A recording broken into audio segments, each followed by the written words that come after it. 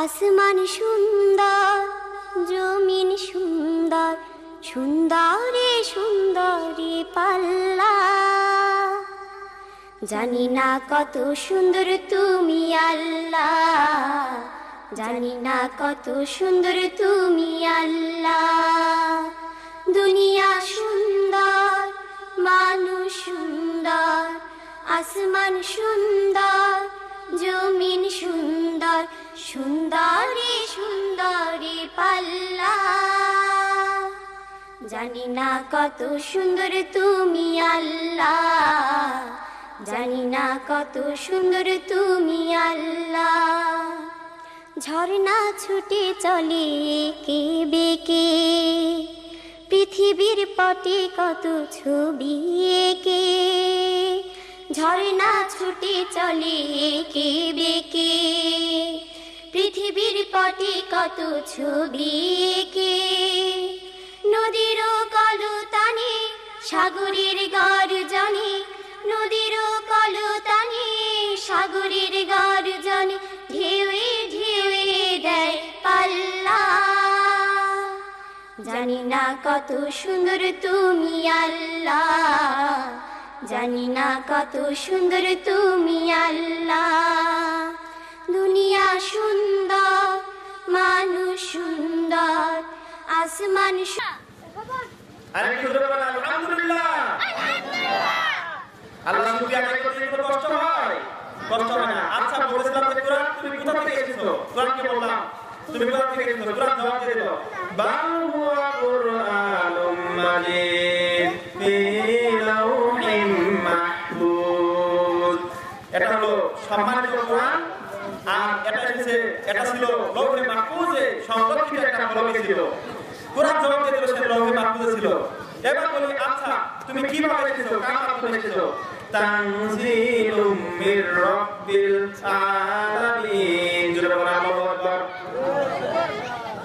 আমি তানজিল, আল্লাহ পাকের কথা কি সুন্দর, কি আশ্চর্যজনক কথা। তানজিলুম মির রাব্বিল আলামিন মানে ধীরে ধীরে। এই কোরআন কি একবারে নাযিল হয়েছে? একবারে নাযিল হয় নাই। এই কোরআন নাযিল হয়েছে ধীরে ধীরে। বিশ্বনবী সাল্লাল্লাহু আলাইহি ওয়াসাল্লাম 23 বছরের নবুয়তের জিন্দেগিতে যতটুকু প্রয়োজন, যখন যে সমস্যা রয়েছে ওই সমস্যার সমাধানের জন্য ধীরে ধীরে কখনো একটি সূরা, কখনো একটি আয়াত, কখনো একটি আয়াতের অংশ বিশেষ এইভাবে কোরআন নাযিল হয়েছে। এই কোরআন তানজিল মানে ধীরে ধীরে রবের পক্ষ থেকে নাযিল হয়েছে। আর ইনজাল অর্থ হলো একেবারে নাযিল হওয়া। তাওরাত, জাবুর, ইনজিল এগুলো সম্পূর্ণ একেবারে নবীদের উপর নাযিল হয়ে গেছে, কিন্তু কোরআন আস্তে আস্তে এসে নাযিল হয়েছে। তাই কোরআন ধীরে ধীরে রবের পক্ষ থেকে নাযিল হয়েছে। তুমি কার মাধ্যমে এসেছো? কোরআন জবাব দিতে পারবে না। কার মাধ্যমে এসেছে? নাযালা বিহি রূহুল আমিন, বিশ্বস্ত আত্মা জিবরাইলের মাধ্যমে এসেছে এই পৃথিবীতে।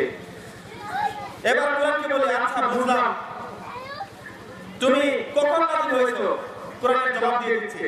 কোরআন বলছে শাহরু রমাদানাল্লাযী উনজিলা ফীহিল কুরআন। আমি নাযিল হয়েছি রমজান মাসে, পবিত্র রমজান মাসে। সেটা কোন রমজান মাস? এই রমজান মাসে আল্লাহর কোন বান্দা যদি একটি নফল ইবাদত করে, আল্লাহ রাব্বুল আলামিন তার আমলনামায় একটা ফরজের সওয়াব দিয়ে দেন। আর কোন আল্লাহর বান্দা যদি একটি ফরজ ইবাদত করে, আল্লাহ রাব্বুল আলামিন তার আমলনামায় 70টা ফরজের সওয়াব দিয়ে দেন, 70টা ফরজের সওয়াব দিয়ে দেন। সুবহানাল্লাহ। এই সম্মানিত মাসে, এই বরকতময় মাসে আমি নাযিল হয়েছি। এবার বুঝলাম কোরআন তুমি বরকতময় মাসে নাযিল হয়েছো, কিন্তু তুমি দিনে নাযিল হয়েছো না রাতে নাযিল হয়েছো। কোরআনের জবাব দিয়ে দিচ্ছে ইন্না আনজালনাহু ফি লাইলাতিল কদর ওয়া মা আদরাকা মা লাইলাতুল কদর লাইলাতুল কদরি খায়রুম মিন আলফি শাহর। আমি নিশ্চয় এই কোরআন নাযিল হয়েছে একটি রাতে, বরকতময় একটি রাতে। তোমরা কি জানো সেই সম্মানিত সেই লাইলাতুল কদরটা কি? সেই লাইলাতুল কদরটা হলো এমন রাত যে রাতে কোন আল্লাহর বান্দা যদি একটি ইবাদত করে, সেই আল্লাহর বান্দা যদি এক রাত ইবাদত করে 1000 মাসের ইবাদতের চেয়ে উত্তম। জোরে বলুন সুবহানাল্লাহ। 1000 মাসের মুফাসসিরে কেরাম লিখেছেন 83 মাস ইবাদত করলে যে সওয়াব হবে একটা বান্দার আমলনামায় সেই রাত ইবাদত করলে ওই রকম সওয়াব হবে। জোরে বলুন সুবহানাল্লাহ। তাহলে বরকতময় রাতে মাসে নাযিল হয়েছে কিনা?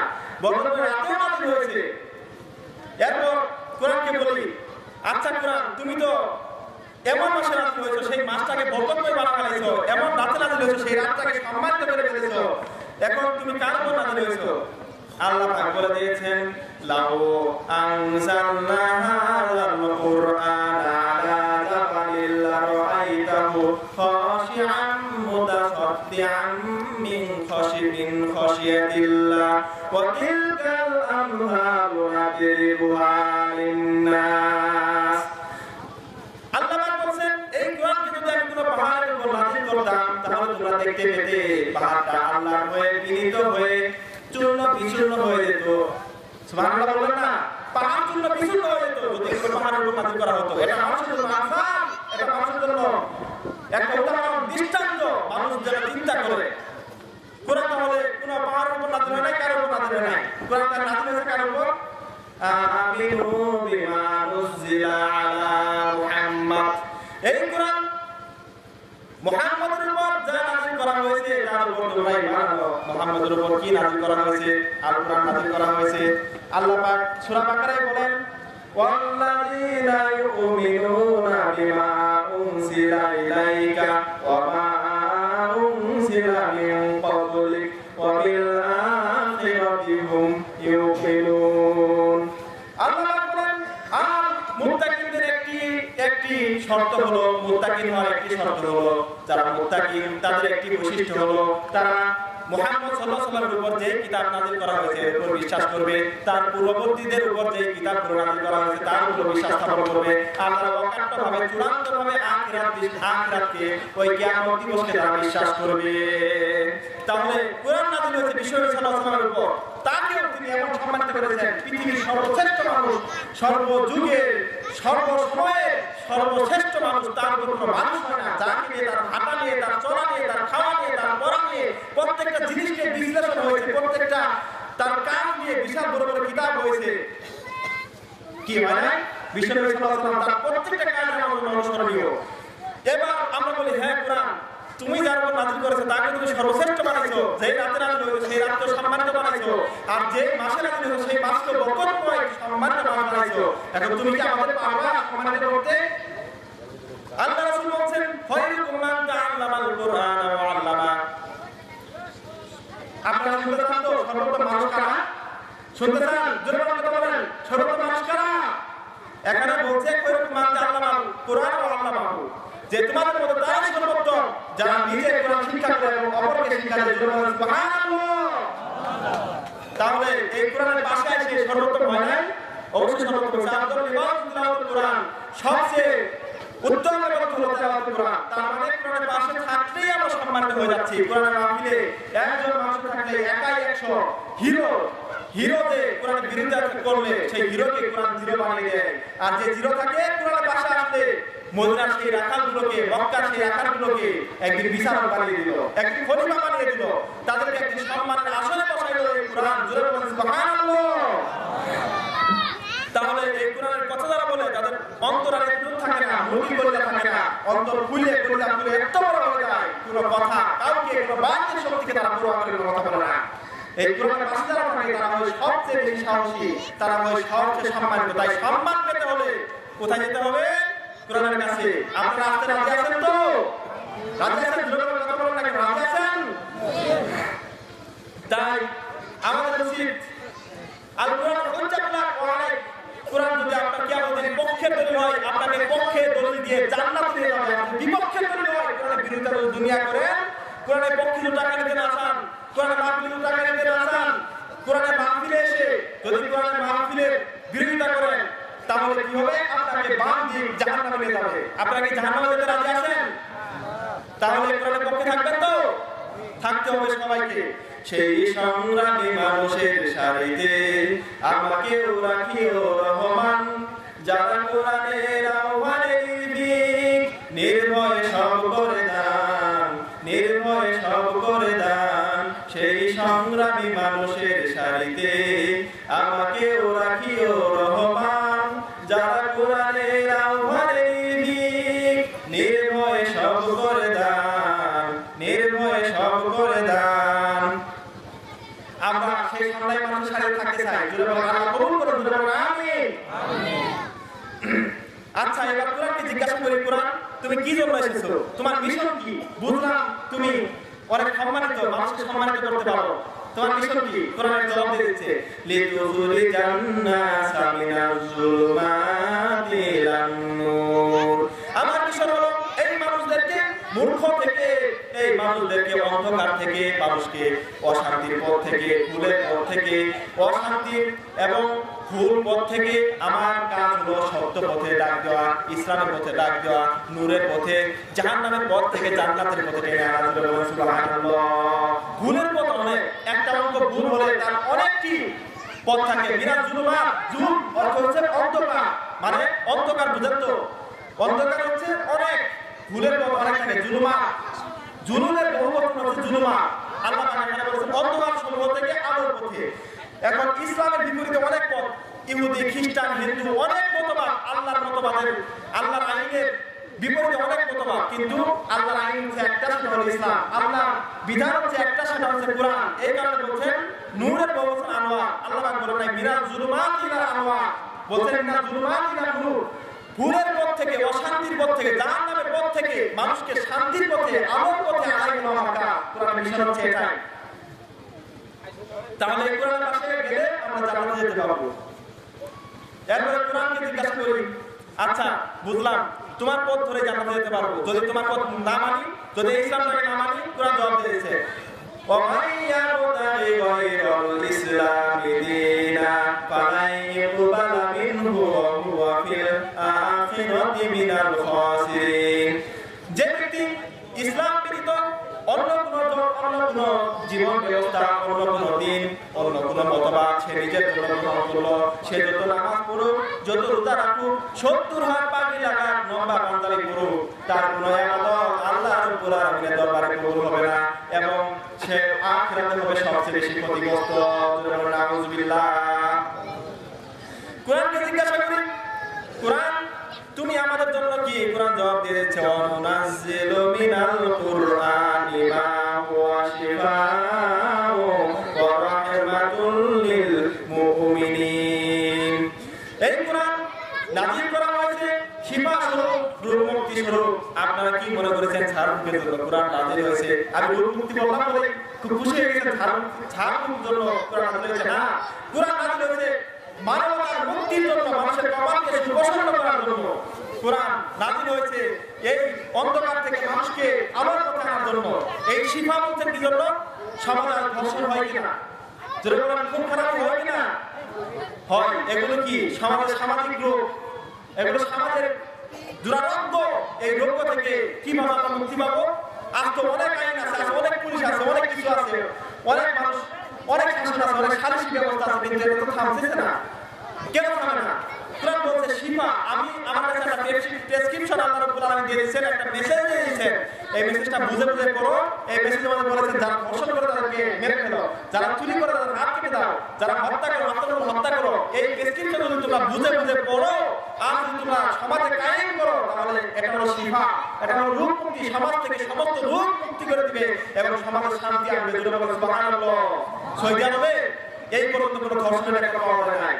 সৌদি আরবে কোনো খুন খারাপ হয় না, কারণ ওখানে খুন করলে সরাসরি অ্যাকশন। কোরআনের আইন, কিছু আইন আছে, এই কারণে সৌদি আরবে এত শান্তি।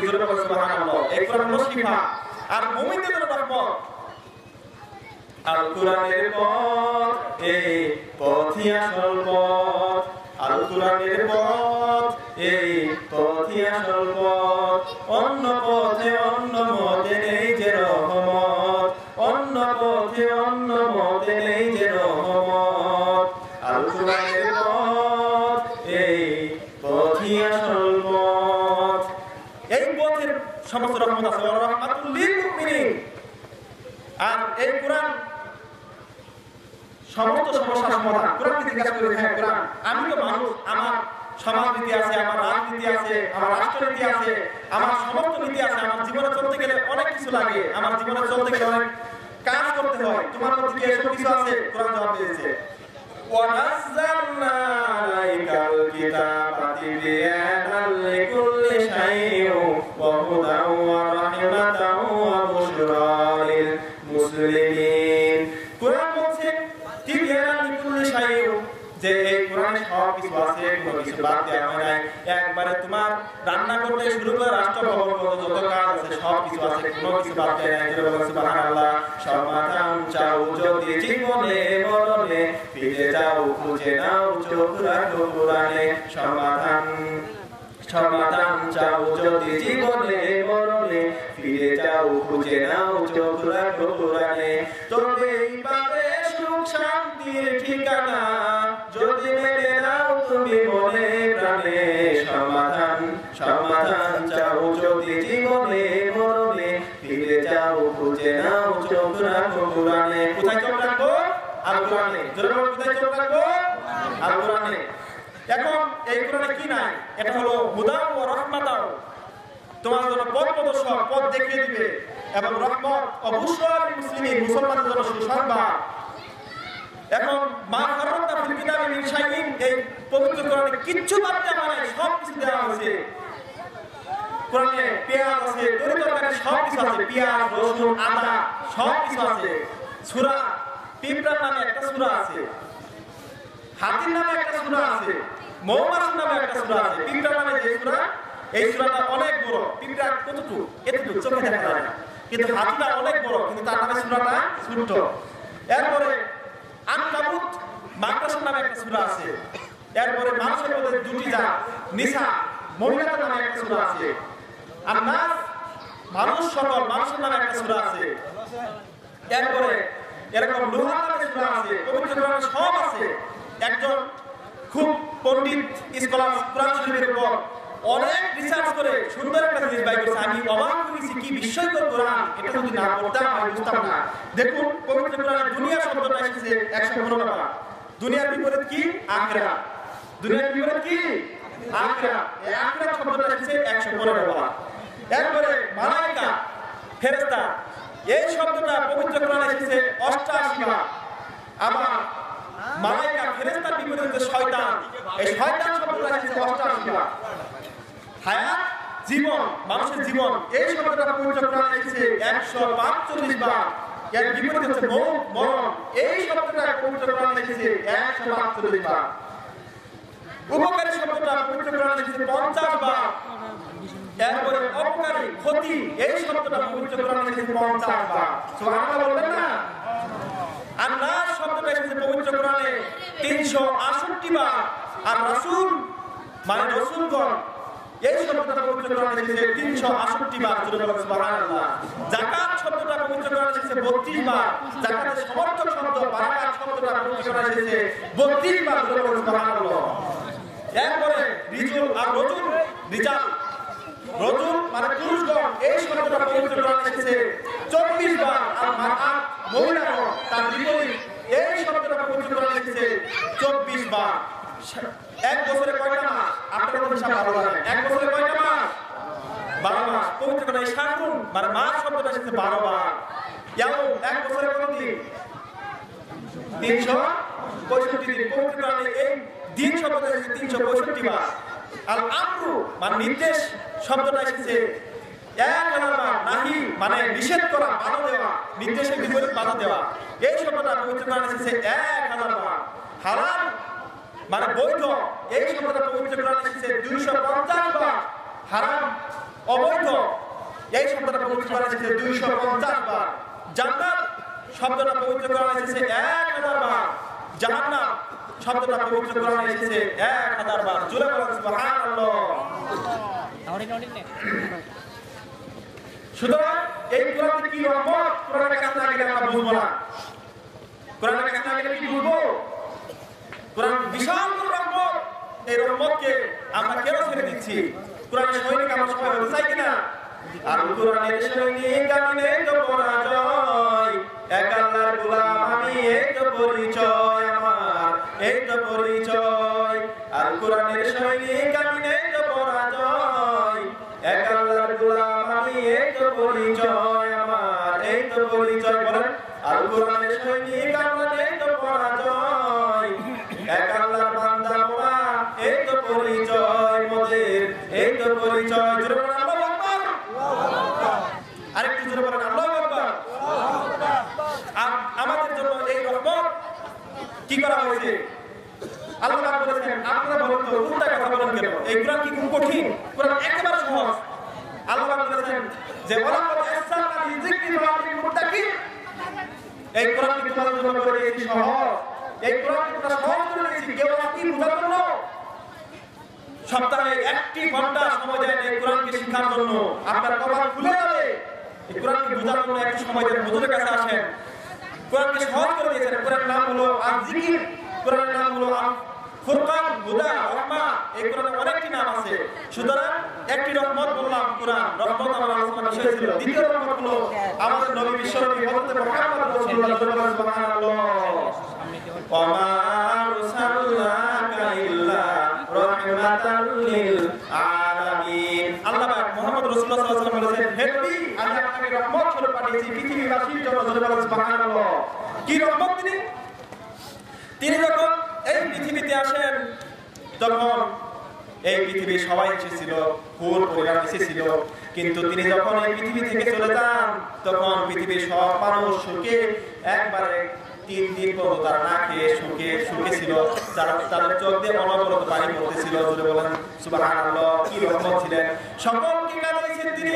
তিনি যখন পৃথিবী থেকে চলে যান তার যে খাদেম ছিল আনাস, তিনি তার কাছে আসতেন না, অনেক দূরে গেলেন, জঙ্গলে ছিলেন। আনাসকে ডেকে বললেন, আনাস তুমি আমার থেকে দূরে কেন?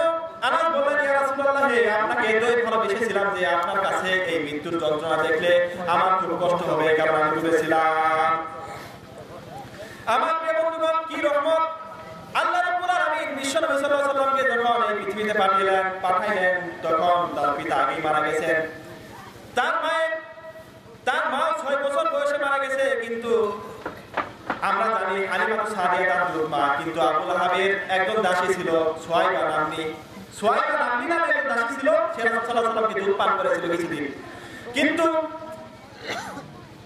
ওই সময় মক্কাবাসীদের একটা অভ্যাস ছিল যে বনু সাদ গোত্রের অনেকটি মহিলারা একসঙ্গে আসতেছিল মক্কার দিকে। হালিমাতুস সাদিয়া বলেন, আমরা বনু সাদ মহিলাদের সঙ্গে মক্কাবাসীর দিকে যাচ্ছিলাম সন্তান সংগ্রহের জন্য। সেখানে যাওয়ার সময় আমার খুব দুর্ভিক্ষ চলছিল, এমন দুর্ভিক্ষ যে আমি না খেতে খেতে আমার বুকের দুধগুলো শুকিয়ে গেছে। আমার সন্তান বুকের দুধ না পায়া কাঁদতো, সারা রাত কেঁদে কেঁদে কাটাইতো। আর আমরা দুইজন আমার সন্তানের কান্নার জন্য আমরা ঘুমাইতে পারতাম না। আমাদের একটু উষ্টি ছিল, একটা উট ছিল, সেই উটটাও দুধ পান, সেই উটটাও দুধ দিত না। এমন সময় আমাদের দুর্ভিক্ষ, আমরা গেলাম মক্কার দিকে একটা সন্তানের জন্য, যে গাধার সবারই হয়ে গেলাম। এই গাধার সবারই হয়ে যাচ্ছিলাম, ওই গাধাটা ছিল সবচেয়ে নিম্নগামী। আমার সাথীরা, আমার সঙ্গী সাথীরা খুব বিরক্তি বোধ করতেছিল যে এই জন্য আমার গাধাটা সবচেয়ে পিছিয়ে পিছিয়ে চলতেছিল, ওদের সাথে তাল মিলিয়ে চলতে পারছিলাম না।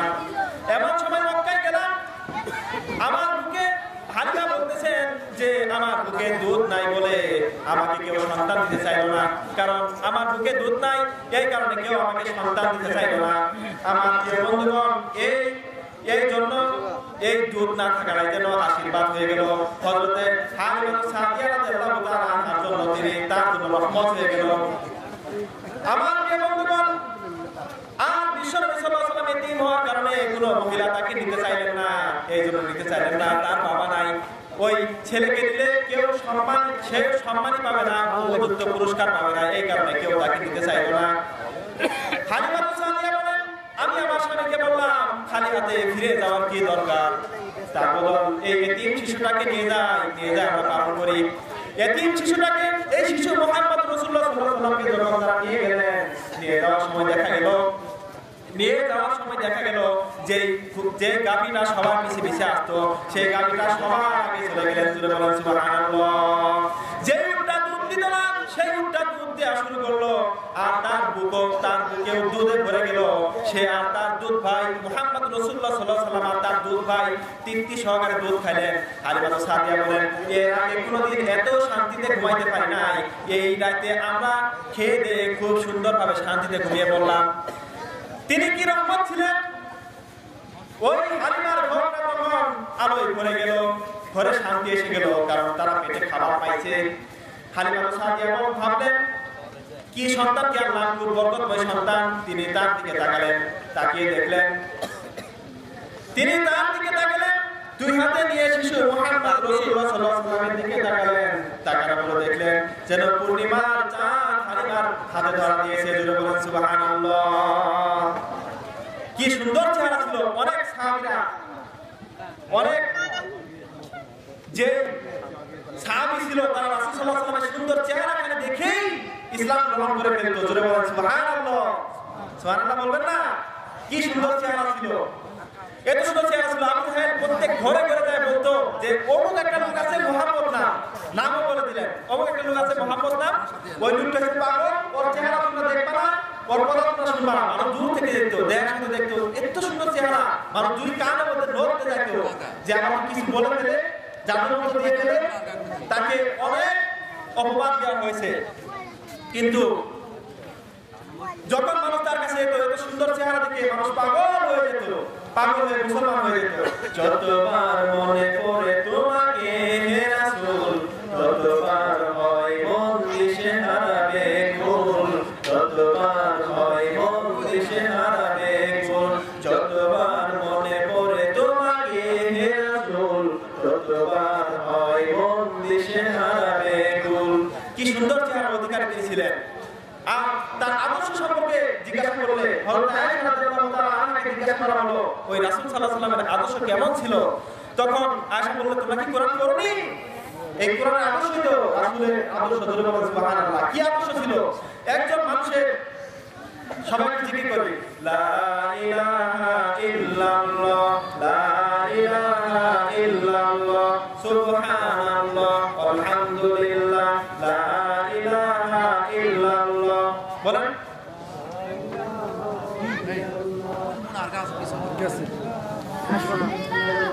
এমন সুন্দর চেহারা ছিল, সবাই তার চেহারা দেখে পাগল হয়ে যেত। আর এমন সুন্দর আদর্শ ছিল, তার আদর্শ দেখে সবাই পাগল হয়ে যেত। সুবহানাল্লাহ। ওয়া ইন্নাকা লাআলা খুলুকিন আযীম। আল্লাহ পাক সার্টিফিকেট দিয়েছেন তার, আপনি তো মহান চরিত্রের অধিকারী। আর আল্লাহ পাক বলেছেন, লাকাদ কানা লাকুম ফি রাসূলিল্লাহি উসওয়াতুন হাসানাহ।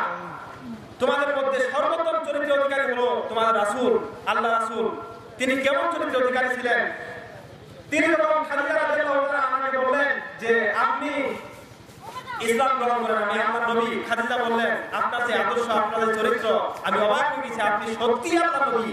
তিনি প্রথমে মুসলমান হয়ে গেলেন। তিনি বললেন, লা ইলাহা ইল্লাল্লাহ মুহাম্মাদুর রাসূলুল্লাহ। আবু বকর তার বন্ধু, অনেক দিনের বন্ধু, তিনি তার সম্পর্কে সব জানেন। তিনি বললেন, তিনি যখন বললেন, আবু বকর আমি তো আল্লাহর নবী। আবু বকর বললেন, সত্যি আমি যে তোমার যতই ছিলাম, তোমার যে আদর্শ, তোমার যে সত্যবাদিতা, সত্যি তুমি আল্লাহর নবী। তিনিও মুসলমান হয়ে গেলেন। ইসলামের জন্য সর্বপ্রথম মুসলমান হয়েছেন খাদিজা রাদিয়াল্লাহু তাআলা আনহা। আমি মা বোনদের বলতে চাই, মা বোন, আমার মায়েরা, আমার বোনেরা, আপনারা আজকে অসংখ্য মা বোন এসেছে। আজকে আমার সামনে যত পুরুষ মানুষ এসেছে তার থেকে অধিকাংশ মা বোন, অধিক মা বোন এসেছে। আপনাদের অবদান ইসলাম অনেক। আপনাদের কি অবদান শুনুন। ইসলামের সর্বপ্রথম শহীদ, ইসলামের জন্য রক্ত ঝরানো প্রয়োজন হলো, সর্বপ্রথম শাহাদাত বরণ করলেন হযরত সুমাইয়া রাদিয়াল্লাহু তাআলা আনহা। এরপরে যখন ইসলাম প্রথম খাদিজা রাদিয়াল্লাহু তাআলা আনহা ইসলামের জন্য অসংখ্য মা বোন তাদের গয়না তারা দিয়ে দিয়েছে। আমার নবীকে অনুসরণ করতে হবে। আমরা সবাই আল্লাহকে ভালোবাসতে চাই। আল্লাহ পাক বলেছেন, যদি আমাকে ভালোবাসতে চাও কি করতে হবে? কুল ইন কুনতুম তুহিব্বুনাল্লাহা ফাত্তাবিউনি ইউহিব্বুকুমুল্লাহ ওয়া ইয়াগফির লাকুম যুনুবাকুম ওয়াল্লাহু গফুরুর রহিম। আল্লাহ পাক বলেন, হে নবী আপনি বলে দিন, যদি তোমরা আল্লাহ রাব্বুল আলামিনকে ভালোবাসতে চাও তাহলে আমি নবী মুহাম্মদ রাসূলুল্লাহ সাল্লাল্লাহু আলাইহি ওয়াসাল্লামের আনুগত্য করো, তাহলে আল্লাহ রাব্বুল আলামিন নিজে তোমাদের ভালোবাসবেন। কারণ ভালোবাসার জন্য প্রথম শর্ত হলো, ভালোবাসার জন্য প্রথম শর্ত হলো দেখতে হবে। আমরা তো আল্লাহ রাব্বুল আলামিনকে দেখি নাই, আল্লাহ রাব্বুল আলামিন সব সময় আমাদেরকে দেখেন। তাই ইউহিব্বুকুমুল্লাহ, আমরা যদি নবীর আনুগত্য করি, আল্লাহ রাব্বুল আলামিন ইউহিব্বুকুমুল্লাহ আমাদের ভালোবাসবেন। আল্লাহু গফুরুর রহিম, আল্লাহ আমাদের সমস্ত গুনাহ মাফ করে দিবেন। নিশ্চয়ই আল্লাহ তাআলা ক্ষমাশীল, নিশ্চয়ই আল্লাহ রাব্বুল আলামিন খুবই দয়াবান। আমার প্রিয় বন্ধুগণ, তাই আনুগত্য করতে হবে নবী সাল্লাল্লাহু আলাইহি ওয়াসাল্লামের, কোনো নেতার নয়, কোনো মানুষের নয়। আমরা নবী সাল্লাল্লাহু আলাইহি ওয়াসাল্লামের আনুগত্য করি, তার আনুগত্য করে আমরা পাঞ্জাবি পরেছি, টুপি পরেছি, আর তার আনুগত্য করে আমরা সেই এই মাহফিলে বসেছি। শুধু পাঞ্জাবি টুপি পরাই, দাড়ি রাখাই রাসূলের সুন্নাত না, রাসূলের সব কিছু রাসূলের সুন্নাত। রাসূল মায়ের খাওয়া রাসূলের সুন্নাত, মিষ্টি খাওয়া রাসূলের সুন্নাত, আবার উহুদের ময়দানে দান শহীদ করা রাসূলের সুন্নাত। সব কিছু রাসূল সাল্লাল্লাহু আলাইহি ওয়াসাল্লাম জীবনে যা করেছেন এর মধ্যে ফরজ আছে, সুন্নাত আছে। সুতরাং শুধু দাড়ি টুপি পাঞ্জাবি আর মিষ্টি মিষ্টি কথা বলা রাসূলের সুন্নাত না। এমন সময় গেছে বিশ্বনবী সাল্লাল্লাহু আলাইহি ওয়াসাল্লামকে এক ইহুদি থাপ্পড় মেরেছে গালে। থাপ্পড় মারার পরে সেই ইহুদির হাত ধরে রাসূল সাল্লাল্লাহু আলাইহি ওয়াসাল্লাম শুনতে পাইছেন। রাসূল সাল্লাল্লাহু আলাইহি ওয়াসাল্লাম হাত ধরে বলছেন, ইহুদি তুমি কি হাতে ব্যথা পেয়েছো? এই কথা বলেছেন। আবার বিশ্বনবী সাল্লাল্লাহু আলাইহি ওয়াসাল্লাম ওই একই হাতে তরবারি দিয়ে খন্দকের ময়দানে, বদরের ময়দানে, উহুদের ময়দানে, তিনি হুনাইনের ময়দানে ঝাঁপিয়ে পড়েছেন, সারাতে দায়িত্ব পালন করেছেন। প্রয়োজনে কি বলেছেন, মেরে ইহুদি খ্রিস্টানদের এবং কাফের মুশরিকদের তোমরা মেরে কোনখানে করে দাও।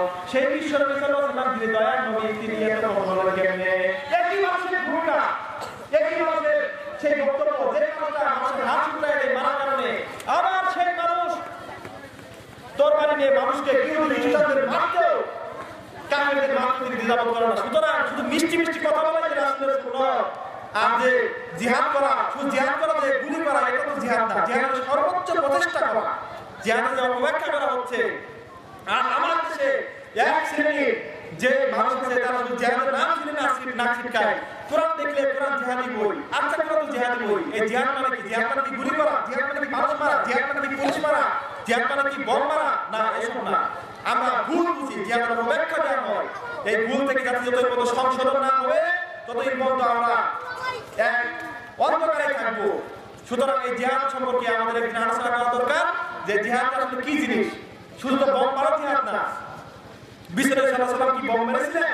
তিনি মানুষকে আদর্শ জয় করেছেন।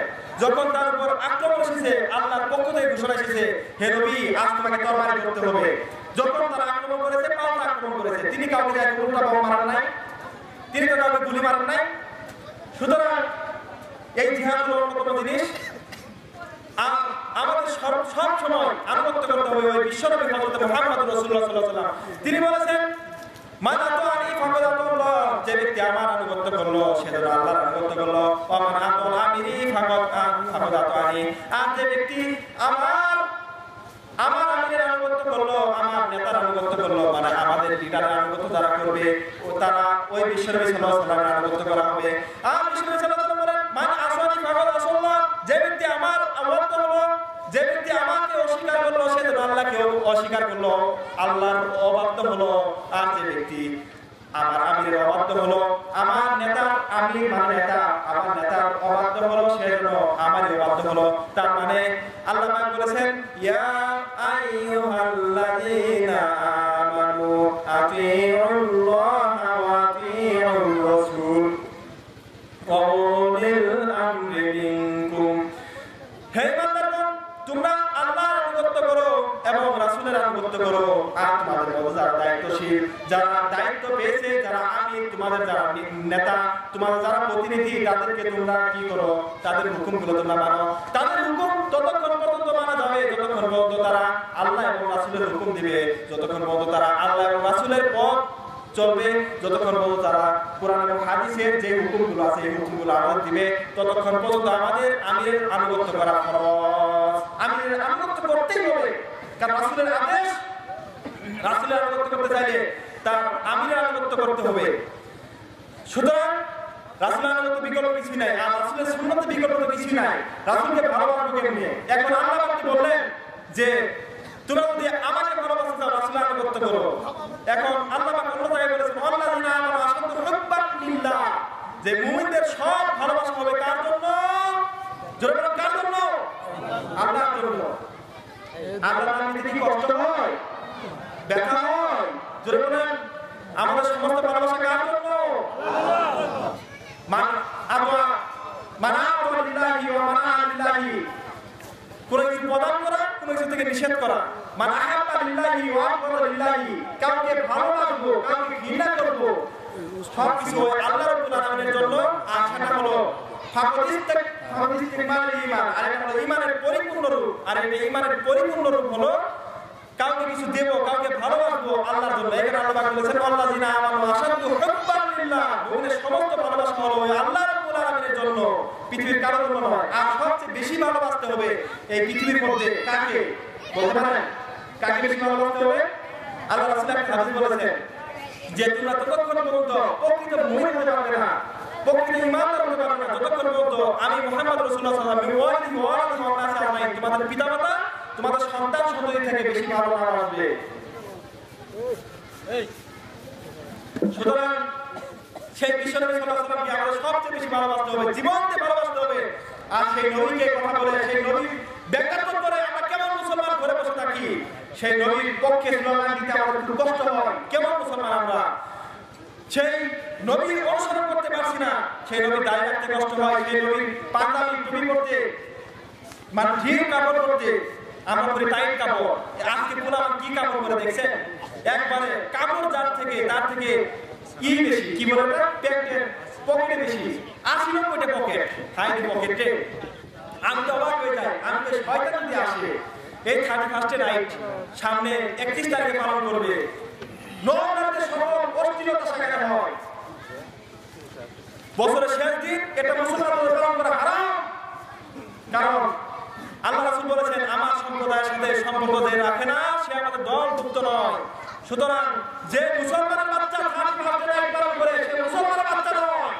জোরে বলুন ঠিক কিনা? 31 নাইট এখানে ছেলেমেয়েরা হোটেলে যায়, উদ্যানে যায়, পার্কে যায়, তারা দুনিয়ার অশ্লীলতা কাজ করে, অশ্লীল কাজগুলো করে। রাসূলের অনুসরণ করো না। আল্লাহ রাসূল বলেছেন, মান আহাব্বা লিল্লাহ, আল্লাহ রাসূল বলেছেন যে ব্যক্তি মান আহাব্বা সুন্নতি ফাকাদ আহাব্বানি, যে ব্যক্তি আমার সুন্নাতকে ভালোবাসে, আমার নিয়মকে ভালোবাসে, সে আমাকে ভালোবাসে।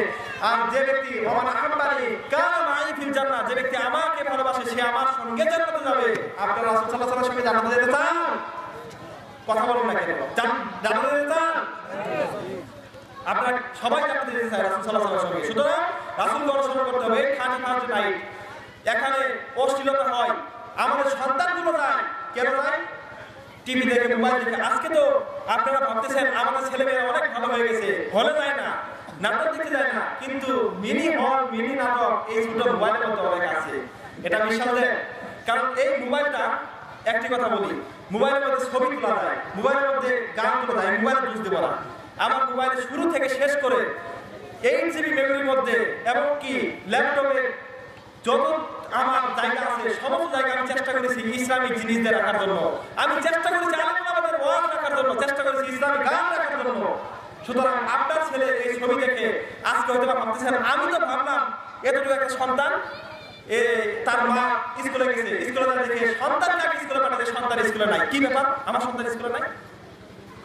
সে সন্তানকে খুঁজতে গেল, খুঁজতে যায় দেখে তার সন্তানকে কবুতরের দোকানে, সন্তানকে ধরে, এই তুই এখানে কেন? ওই কথা বলে না, কারণ এই নিয়ে আসি। এখন কবিরা বলে এখানে গেল, আপনার ছেলে এতটুকু প্লে করে না শিখতে পারে, দাঁতি করে নাই, এতটুকু সন্তান, সে বলতেছে সে নাকি ওই কবিরের কাছে গেছে, সে প্রেম করবে, প্রেমের জন্য তাবিজ কিনতে গেছে। আমি তো হাসলাম কিছুক্ষণ, কারণ আমার এই পর্যন্ত এই বুদ্ধি হয় না, এই পর্যন্ত হাতে করে থাকতাম, আমাকে কি সন্তান এতটুকু সন্তান বুঝে। যখন আমি ক্লাস 8-এ পড়ি তখন আমার দেশের লোকজন বলে অমুকে লাইন করে বাড়াই গেছে, অমুকে প্রেম করে বাড়াই গেছে। আমি তো কিছু বুঝি না, আমি তখন জিজ্ঞাসা করেছিলাম বড়দেরকে লাইন করা কি, তখন বুঝবি না, এখন 9 উঠলে লাইন করে। আমি কি তাই মনে হয় আর 1 বছর 9 উঠে আমি লাইন করবো, তখন ভাবতাম এগুলো। এরপরে কিছুদিন গেল, যাওয়ার পর আমার এক বড় ভাইকে জিজ্ঞাসা করলাম, তো ভাই প্রেম জিনিসটা কি, এটা আমি বুঝি না। তখন আমি ক্লাস 8-এ পড়ি। আমার বড় ভাই বলল প্রেম জিনিস হলো কি বলে, এই যে মেয়েকে নিয়ে স্কুলে থাকি দিয়ে ঝালমুড়ি খাওয়া, এরপরে ওই কি জানি সিঙ্গারা টিঙ্গারা খাওয়া। তখন আমি বললাম তাই নাকি, ওই এখন একদিন যেহেতু আমার আব্বা আম্মা শিক্ষক, আব্বার এক ছাত্রী মনে হয় আমাকে খুব স্নেহ করতো, সবাই আদর করতো, সেইটা ঘুরে স্কুলে সবাই আদর করতো। একদিন আমাকে ঝালমুড়ি দিয়ে বলেছে বাকি ঝালমুড়ি খায় না। আমি না না, আমি তোমার সাথে প্রেম করবো না, আমি তোমার সাথে প্রেম করি, আমার আব্বা আম্মা আমাকে মারিয়ে ফেলবো। অথচ তারা সবাই হাসলো। আমি বললাম এ কি অবস্থা, হাসিকে? আমি সত্যি কথা বললাম, আমার এই বুদ্ধিটা হয় নাই ক্লাস 8 পর্যন্ত প্রেম করতে হবে। প্রেম জিনিসটা কি ক্লাস 9-এ উঠে 10-এ উঠে কিছু কিছু ছেলে মেয়েদের সাথে থেকে বুঝলাম। আর আজকে ছোট ছোট গোলামান বুঝতে পারে যে কিভাবে প্রেম করতে হয়, কিভাবে কি করতে হয়। আমি অবাক হয়ে যাচ্ছি, কেন হচ্ছে এগুলো? দূর সব আমাদের। এই যে মোবাইল নিয়ে যায় সেই কম্পিউটারের দোকানে, কম্পিউটার নিয়ে বলে যে আমাকে 30 টাকা দিয়ে ছবি তুলে দেয়, অমুক খানের অমুক বই। আজকে বাংলাদেশটা ইন্ডিয়ার হলিউড হয়ে গেছে, স্টার জলসা, স্টার প্লাস। এরপরে যে সকল জিনিস আছে এগুলো দিয়ে ভরে যাচ্ছে সারা দেশ। আমি বলেছিলাম, নেপোলিয়ন বলেছিল যে আমাকে একটি শিক্ষিত বানাও, আমি একটি শিক্ষিত সমাজ দেবো, কিন্তু আমি আব্দুল্লাহ পাকে জাতির সম্মুখে চ্যালেঞ্জ করে যাচ্ছি, আমাকে ভারতীয় চ্যালেঞ্জ বানাও, আমি একটি সংগ্রামিত সমাজ দেবো। সেগুলো বলেছিলাম, কারণ সমস্ত অশ্লীলতার মূল হচ্ছে এই চ্যানেলগুলো, এগুলো শেখানো হয়। আপনার সন্তানরা এই 10 বছর আগে তাকে একটা কাপড় কিনে না দিলে সে কি কোনোদিন ফার্স্ট হতে যাইতো? জোরে বলুন যাইতো? কিন্তু এখন একটা কাপড় না কিনে দিলে 7 থেকে লাভ পারে, আর ফার্স্টটা নাই গলার মধ্যে, বাবা মাকে হুমকি দেয়। এগুলো কই শিকার হয় জানেন? আমি আপনাকে করজোর অনুরোধ করছি, পাপ হোক একটু পাপ করেন। আপনার ছেলে যে মোবাইলটা আছে, আজকাল যে মোবাইল নেবেন, মোবাইল নিয়ে বলবেন তোমার বাবা তোমার মোবাইলটা দাও, তুমি কি দেখো আমার একটু দেখানো হইলো। দেখবেন একটা ছেলে একটা মেয়ে কি সুন্দর নাচানাচি করতেছে, তারপর দেখবেন ছোট্ট একটা ছেলে মেয়ে কি করতেছে, একটু বড় হলো, ছেলেটা খুব গরিব, মেয়েটা খুব ধনী। মেয়েটা ধনী মেয়ে, এবার মেয়ের বাবা মেয়ের সাথে লাইন ফেলাইলো, মেয়েটা খুব পাগল, মেয়ের বাবা বলেছে ওই ফকিরের কথা সাথে যাইতে পারবি না। ছেলে বলে আমি তাকে ছাড়া বাঁচবো না, মেয়ে বলে আমি তাকে ছাড়া বাঁচবো না। বাবা তাকে আটকে রাখে, মেয়ে বাবা এখানে সাথে আত্মহত্যা করতে যায়। এগুলো শেখানো হয়। আর ওই মেয়েটা একদিন কি হলো, দেখা গেল সে ওই ছেলের সঙ্গে বাড়ায় গেল, বাবা মার কথা শুনলো না। এই যে অশ্লীলতার মূল। আর কিছু বলবেন যাও খাস চালাইতে, কিছু বলবেন বাবা মার কথা শুনবো না। এগুলো সব শিখে মোবাইল থেকে, কারণ পোলাপান যাই শিখে, যাই দেখে তাই শিখে। আমরা দেখে দেখে শিখেছি। সুতরাং আপনার সন্তান থেকে, আপনার স্ত্রীর থেকে মোবাইলটা এক হয়, যাবেন কম্পিউটার দোকান থেকে সুন্দর ইসলামী গান, সুন্দর একটা নাম, সুন্দর ওয়াজ তুলে আনবেন, তুলে শোনাবেন। আপনার ঘরটা হয়তো বা কোনোদিন কোরআনের ভয়ে, আল্লাহর ভয়ে একদিন সে কি হবে, একদিন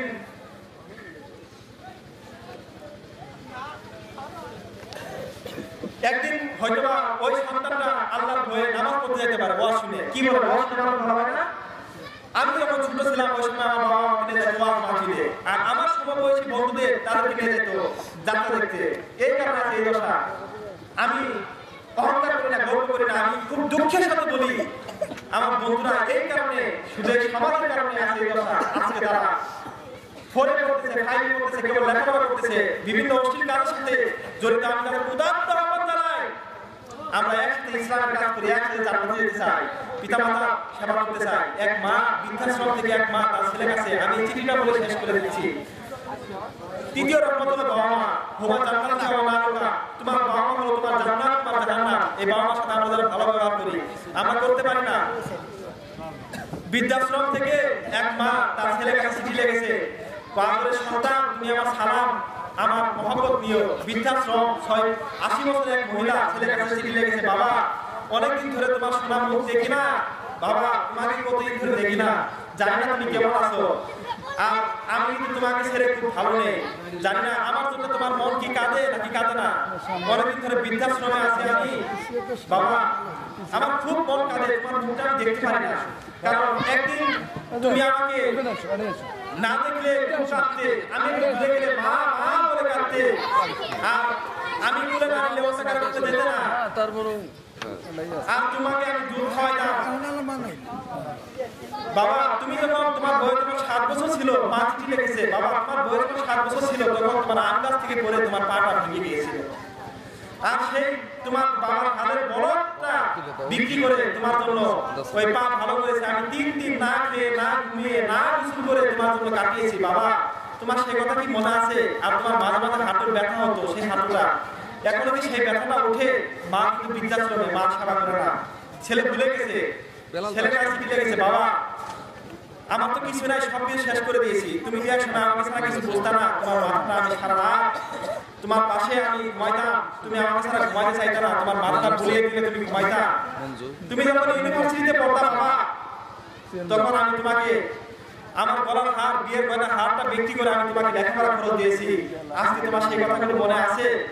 আর হয়তো বা মনে থাকার কথা না, তুমি আজ বড় চাকরি করো, আর আমি বৃদ্ধাশ্রমে আছি, অনেক ভালোই আছি। বাবা তোমার মনটা তুমি খোঁজ খবর নিও, আর তোমার জন্য সবসময় দোয়া, তুমি যেন তোমাদের জন্য কোনোদিন এই বৃদ্ধাশ্রমে জায়গা না হয়, এটা অনেক কষ্টে। দেখেন মায়ের বড় কুদোয়া দিচ্ছে না, মায়ের মন সবচেয়ে বেশি কাজে সন্তানের জন্য। আমরা কেন সেই এখান থেকে দূরে যাই? আমরা বলতে বলি পিতামাতার অভিভাবকদের ইচ্ছা না, তোমরা পিতামাতার সেবা করো। সুতরাং আমরা সবাই পিতামাতার সেবা করবো, পিতামাতার কথা মেনে চলবো। আমরা অনেক হাদিস জানি পিতামাতা সম্পর্কে। একদিন একটা ওখানে এক জায়গায় এক সালিশ হলো, আমি সেখানে ছিলাম। এই ঘটনাটা আমি শেষ করে দিচ্ছি। ওই সালিশে আমি ছিলাম। এক ছেলে তার পিতাকে মারতে গেছে, তার স্ত্রী তার শাশুড়িকে সতীন বলেছে। এরপরে কি বলে, অনেক পিতা অনেক কাজ করে, ছেলে ঘরে শুয়ে থাকে। বাবা ভাই তার বিরুদ্ধে নালিশ করেছে, বিচারে রায় হলো ছেলেকে দুর্রা মারবে, ছেলেকে ওই যে কিছু লাঠি দিয়ে তাকে পিটাবে। কিন্তু লাঠি কেটে আনার পরে যে মা বললো এই সন্তানকে দরকার নাই, এই সন্তানের বিরুদ্ধে তো নালিশ, সেই মা লাঠি দেখে মা কাঁদতে দিলেন। মা কান্দে, বাবা মা কান্দে, বিচারকের পা ধরলেন যে আমার ছেলের বল যদি ছেলেকে মারতো, মনে হয় ওই লাঠির সামনে মা যায় দাঁড়াইতো, তো আমাকে মারা, ছেলেকে মারা দরকার নাই। দেখেন বাবা মা নালিশ করলো, বাবাকে মারতে গেল, সেই বাবা মা কাঁদতে দিল শুধু লাঠি, শুধু করে লাঠি দেখে। আর দেখেন কি বাবা মা, এটাকে আমরা চিনি না, বৃদ্ধ হয়ে গেছে। আমার জন্য তো আমার বাবা মা বৃদ্ধ হচ্ছে, এটা কাকে দেয়? আমাকে দেয়। আর যদি তারা খাইতো, আর যদি এটা তারা নিজের জন্য ব্যয় করতো, তারা যদি ব্যাংকে জমা রাখতো, তাহলে একদিন আমাকে বলতে হতো না। এই ছেলের ভাই, ছেলের মহব্বতে আমরা বুঝবো না, আমরা যারা যুবক আছে আমরা বুঝবো না আসলে ছেলেকে যে কি ভালোবাসা। কারণ এখনো পর্যন্ত আমরা 1 টাকা ইনকাম করি নাই, বুঝি না 1 টাকা ইনকাম করা থেকে কত কঠিন। কিন্তু যখন 1 টাকা ইনকাম করবো, কামাই করবো, তখন বোঝা যাবে কত কঠিন। যেদিন আমাদের সন্তান হবে সেদিন বুঝবো আসলে কত দাঁড়া। সুতরাং পিতামাতার সেবা করবো, নামাজ পড়বো, ইমানের সঙ্গে থাকবো। আর বক্তৃতারা সুযোগ তো আমার সহযোগী ছেলেরা আজকে হয়তো জানেন, আমি আপনাদের সামনে লেখাপড়া করেছি, এখানে বড় হয়েছি, বেশি দিন ছিলাম না, শহরে থেকেছি।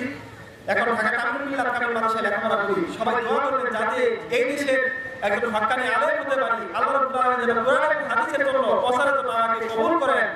আর সবাই ঈমান আমলের সাথে থাকবো। এই বলে আমার বক্তব্য শেষ করছি। আলহামদুলিল্লাহ। আসসালামু আলাইকুম ওয়া রাহমাতুল্লাহ।